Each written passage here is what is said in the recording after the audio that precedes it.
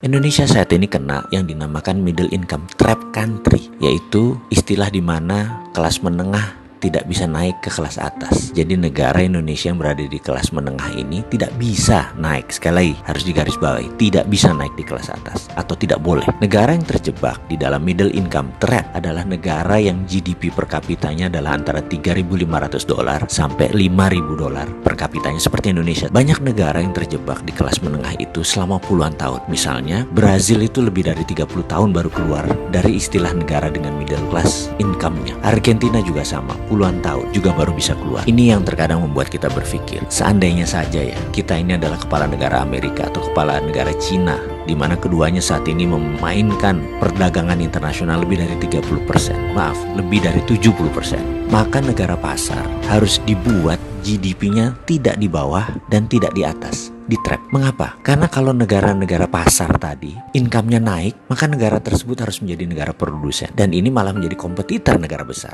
Nggak boleh. Jadi nggak boleh negara tersebut jadi produsen. Kalau negara tersebut miskin, misalnya GDP-nya di bawah 1.000 per kapita, mereka nggak mampu beli barang Cina dan beli barang Amerika. Dan kedua negara itu nggak mau membuat negara tersebut miskin. Makanya negara-negara market harus dijebak di tengah. Cara trapnya bagaimana? Dan mengapa harus di trap atau dijebak? Biasanya negara yang berpenduduk besar yang dijebak di tengah oleh negara kapitalis. Caranya dengan jangan jadikan mereka negara produsen dan manufaktur. Kedua, jangan jadikan mereka swasembada pangan. Terakhir, jangan mereka bisa mengendalikan energi. Ada sebuah perkataan dari Menteri Luar Negeri Amerika dulu namanya Henry Kissinger. You control the food, you control the people.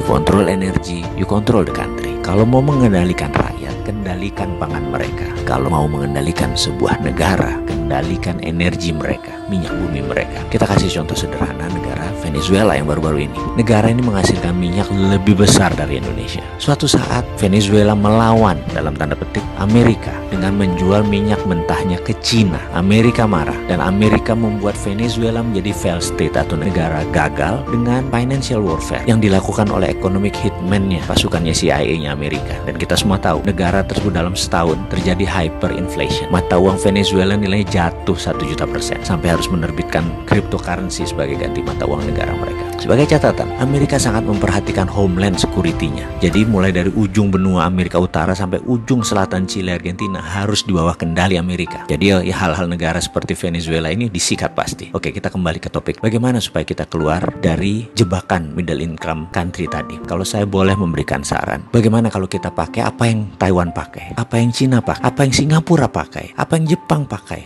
waktu di trap dulu, yaitu dengan TINA. Pasti paham kan, wahai pengelola negara, paham TINA.